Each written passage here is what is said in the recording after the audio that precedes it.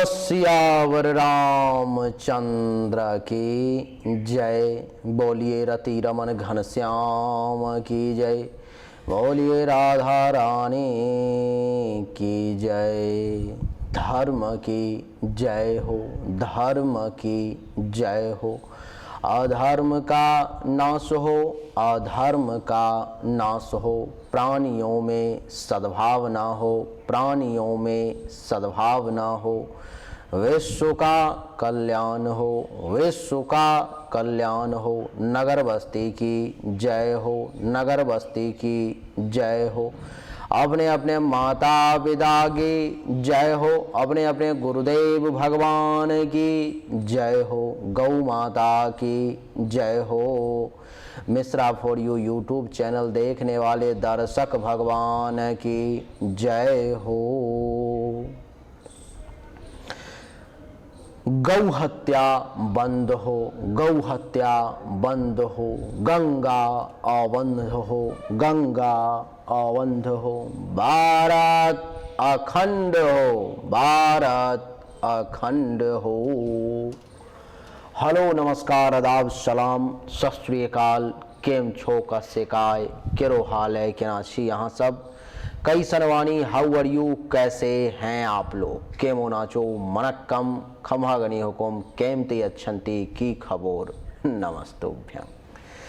देवी और सज्जनों, आज के इस वीडियो में मैं राजा मिश्रा चर्चा करने जा रहा हूं आपके साथ दैनिक राशि फल के बारे में कि 21, 22 और 23 तारीख का समय आपके लिए कैसा रहेगा, किस मामले में बढ़िया रहेगा, किस मामले में खराब रहेगा, ये आपको बताने जा रहा हूं।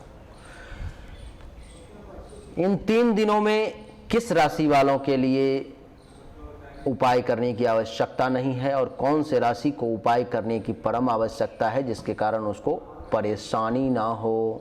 आइए देवी और सज्जनों समझने का प्रयास करते हैं।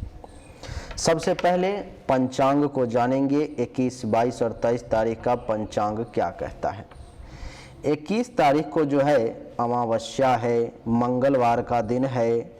चंद्रमा मीन राशि में चले जाएंगे 11:58 के बाद से, यानी कि 12 बजे के करीब से। तो ये राशिफल हमारा 21 तारीख को 12 बजे के करीब से शुरू होगा और 12:04 PM से 12:52 PM तक अभिजीत मुहूर्त है, शुभ समय है 21 तारीख को।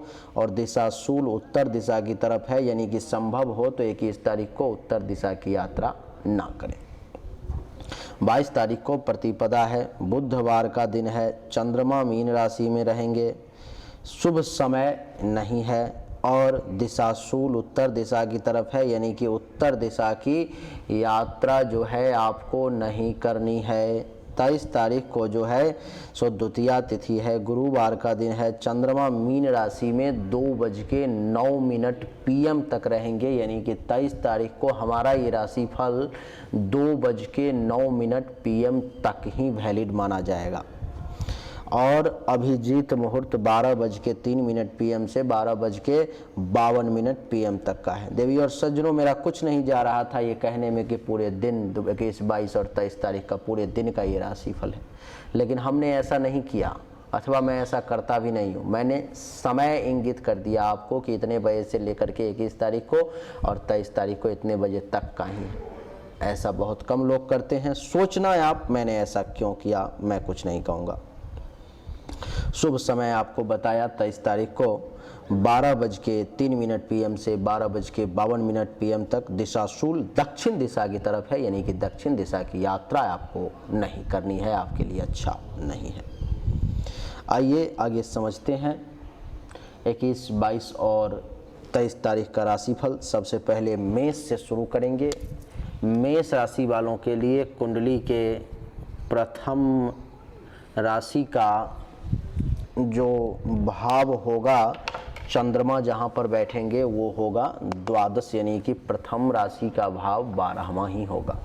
यहाँ पर में चंद्रमा बैठेंगे 21, 22 और 23 तारीख को जो टाइम बताया है उसके अनुरूप तो द्वादश भाव में बैठने के कारण मेष राशि वाले जातक को 21, 22 और 23 तारीख को थोड़ा सतर्क रहने की आवश्यकता है। अब सतर्क क्या रहना है तो वो देखिए, आपको इस समय में शारीरिक कष्ट की समस्या जो है सो परेशान कर सकती है मेष राशि वाले। तो आप हेल्थ वाइज अपने शरीर का विशेष ध्यान रखें कि आपको विशेष परेशानी ना आए। आपके लिए विशेष करके आँखों का रोग जिनको है मेष राशि वालों को, उनको ज़्यादा परेशानी आ सकती है। धन और मान सम्मान में भी कुछ कमी के योग हैं। इस समय में आपको धन हानि का भी योग बन रहा है। देवी और सज्जनों, आपके लिए बता दूं कि संतान का सहयोग इस समय में मेष राशि वालों को कम मिलेगा 21, 22 और 23 मार्च को। महर्षि का कहना है कि इस समय में कुछ मानसिक चिंताएं भी आपको परेशान कर सकती हैं, तो सावधान, खर्चा थोड़ा सा अधिक होगा। तो मेष राशि वाले इन सभी मामलों में सतर्क रहें, सावधान रहें तो ज़्यादा अच्छा रहेगा, नहीं तो आपको ये परेशान करने का प्रयास कर सकता है। मेष के बाद चर्चा करेंगे वृषभ राशि वालों के लिए। वृषभ राशि वालों के लिए चंद्रमा का प्रवेश होगा एकादश भाव में, यानी कि यहाँ पर में।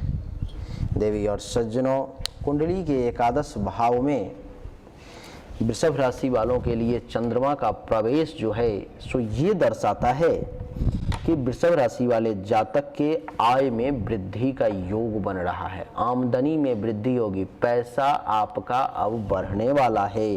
व्यापार में भी पर्याप्त लाभ मिलने की संभावना है, बिजनेस व्यापार भी आपका बढ़िया चलेगा। संतान से भी सुख प्राप्ति का आपको योग बन रहा है, आपको अपने बच्चों से भी सुख की प्राप्ति होगी। उत्तम भोजन जो है आपको समय पर मिलने का योग बन रहा है। बढ़िया खाना पीना भी वृषभ राशि वालों को इस समय में नसीब होगा। दोस्तों के साथ हास प्रयास करने का शुभ अवसर भी आपको प्राप्त होने जा रहा है वृषभ राशि वाले। महर्षि का कहना है कि इतना ही नहीं तो आप कहेंगे और क्या, तो महर्षि कह रहे हैं कि इस समय में वृषभ राशि वाले जातक को स्त्री के सुख की प्राप्ति का भी योग बन रहा है। आपके लिए मैं कह दूं कि प्रफुल्लित मन से महत्वाकांक्षाओं की पूर्ति की ओर आपका ध्यान अग्रसर होगा और आपके प्रसन्न मन से अपनी इच्छा की आप पूर्ति करेंगे। आपको इस समय में स्त्री पक्ष से कुछ लाभ के साथ साथ जो लोग तरल पदार्थ का काम करते हैं, लिक्विड का काम करते हैं, उनके भी आय में वृद्धि का योग बन रहा है। आय में वृद्धि की संभावना जो है सो दिखाई दे रही है, यानी कि हर मामले में समय बड़ा ही उत्तम नजर आ रहा है। वृषभ के बाद देवी और सज्जनों अब चर्चा करेंगे मिथुन राशि की। मिथुन राशि वालों के लिए कुंडली के 10वें भाव में चंद्रमा का प्रवेश होगा और कुंडली के 10वें भाव में चंद्रमा का प्रवेश मिथुन राशि वाले जातकों के लिए बड़ा सुखद बढ़िया रिजल्ट लेकर के सामने आएगा। महर्षि का कहना है कि कुंडली के 10वें भाव में मिथुन राशि वाले जातक के लिए जो चंद्रमा का प्रवेश हुआ है वो आपके अभिष्ट कार्यों के सिद्धि की ओर इशारा कर रहा है। आप जिस कार्य को करना चाहते हैं, आप जो काम करना चाहते हैं, वो कार्य आपका पूरा होगा। वो कार्य जो है आपका सफल होने की संभावना जो है सो दिखाई दे रही है। देवी और सज्जनों, आपकी जानकारी के लिए बता दूं कि इस समय में आप जिस कार्य को भी करने का प्रयास करेंगे, प्रभु कृपा से, आपके कारण नहीं, प्रभु कृपा से ये मान के चलो कि वो कार्य जो है बड़ा आसानी से सरलता पूर्वक पूर्ण हो जाएगा। इस समय में आपका स्वास्थ्य जो है सो अच्छा महसूस हो रहा है। इस समय में आपका हेल्थ जो है सो बढ़िया महसूस हो रहा है। राज्य की ओर से आपको धन और सम्मान के प्राप्ति का योग बन रहा है। सरकार के तरफ से आपको धन की प्राप्ति होगी, आपको सम्मान के प्राप्ति का योग बनेगा।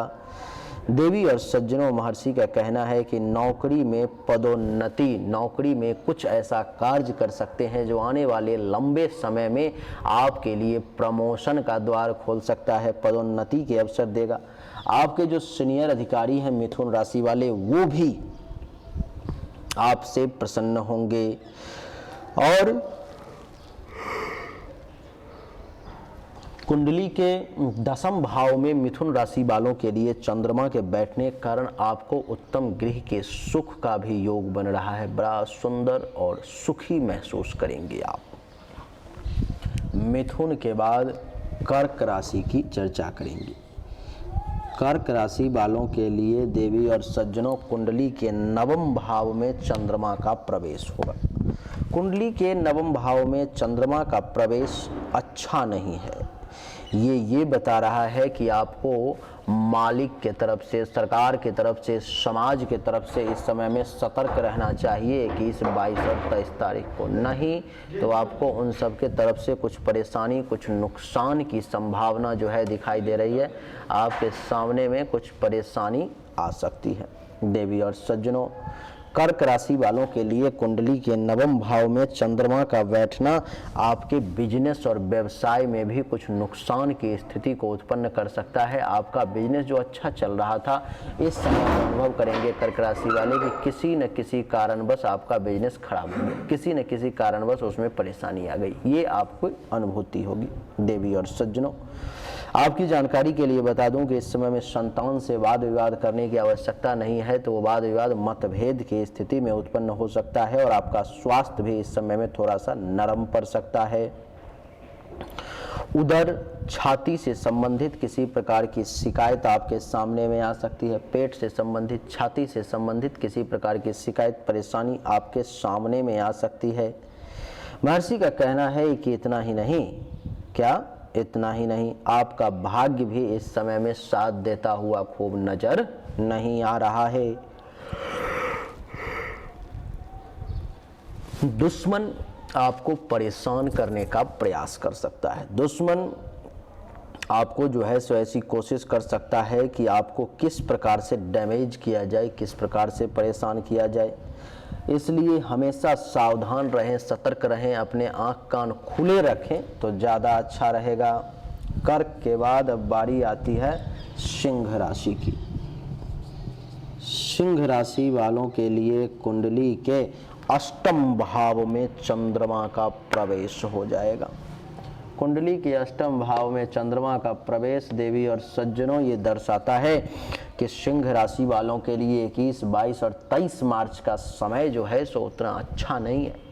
इस मामले में परेशानी है। अब क्या परेशानी है, तो महर्षि कह रहे हैं कि सिंह राशि वालों के लिए 8वें भाव में चंद्रमा के बैठने के कारण आपको अपच की समस्या सामने आ सकती है। अपच, पेट से संबंधित परेशानी।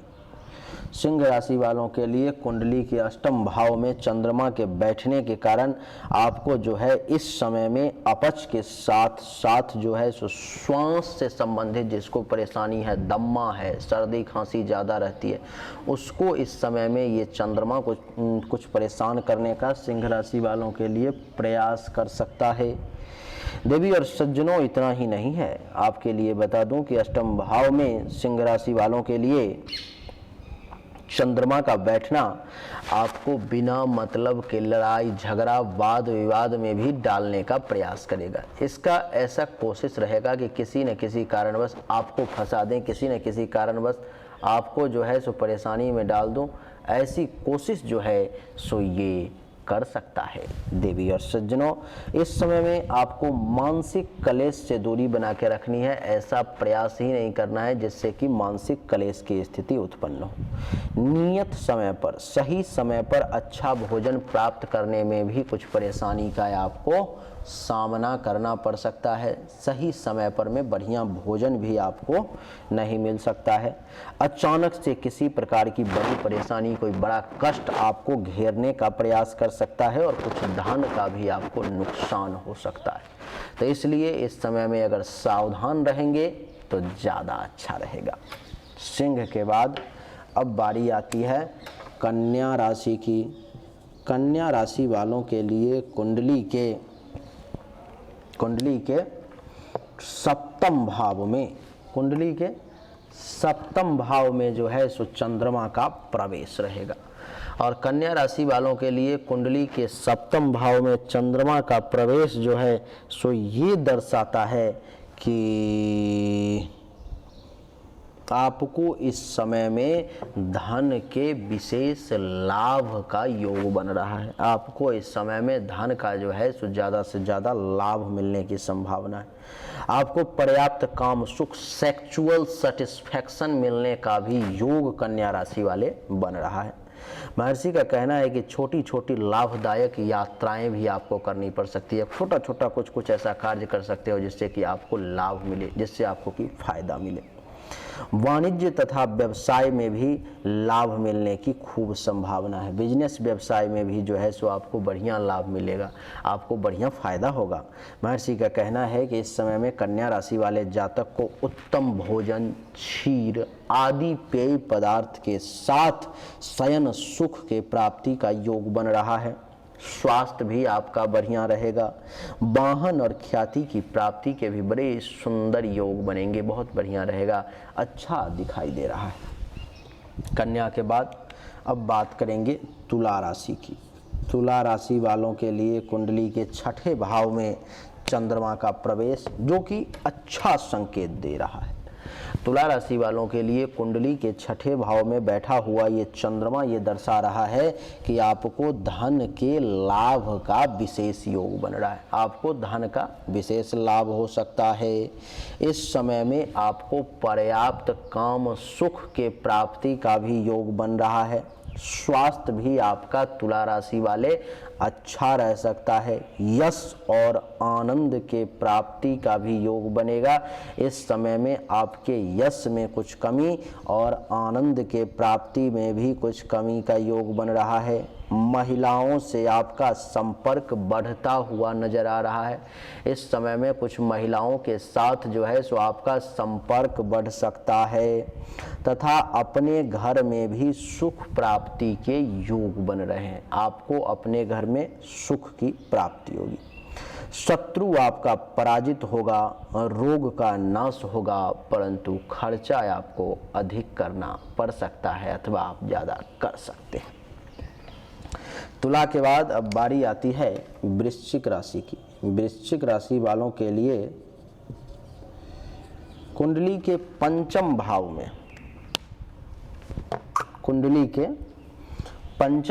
में चंद्रमा का प्रवेश जो ये दर्शाता है देवी और सज्जनों कि वृश्चिक राशि वालों को इस समय में यात्रा नहीं करनी चाहिए। अगर वो यात्रा करते हैं जो टाइम हमने बताया है इस टाइम के बीच में, तो आप ये समझ लें कि यात्रा में कष्ट और कष्ट के साथ साथ भगवान ना करे किसी कारणवश दुर्घटना तक की स्थिति को उत्पन्न किया जा सकता है।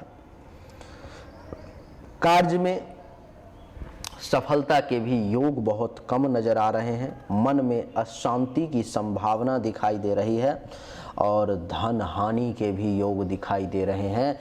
आपको धन की भी हानि इस समय में हो सकती है। पेट में किसी प्रकार का गैस, अपच, एसिडिटी कुछ भी आपको जो है सो परेशान कर सकता है। पेट से संबंधित दर्द आपको परेशान कर सकती है। काम वासना में वृद्धि के योग हैं और इस समय में आप उचित सलाह किसी को नहीं दे पाएंगे, इसलिए किसी को सलाह ही ना दें तो ज़्यादा बढ़िया है। क्योंकि अगर आप किसी को सलाह देंगे तो आप ये मान करके चलें कि आपका दिया हुआ सलाह जो है सो अच्छा नहीं होगा और बाद में आपके बदनामी का कारण बन जाएगा। तो इन 3 दिनों में किसी को एडवाइस ना दें। वृश्चिक के बाद अब बारी आती है धनु राशि की।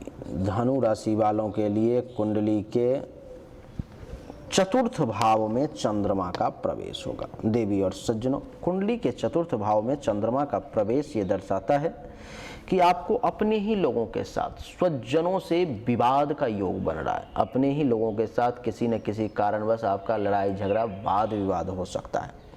महर्षि का कहना है कि मन जो है सो धनु राशि वालों का चित्त चंचल रहेगा। मन इस समय में आप स्थिर करने का प्रयास करेंगे लेकिन आप सफल नहीं हो पाएंगे। देवी और सज्जनों, आपकी जानकारी के लिए मैं बता दूं कि छाती में भी किसी प्रकार की विकार अगर आपको है तो वो इस समय में परेशान कर सकती है।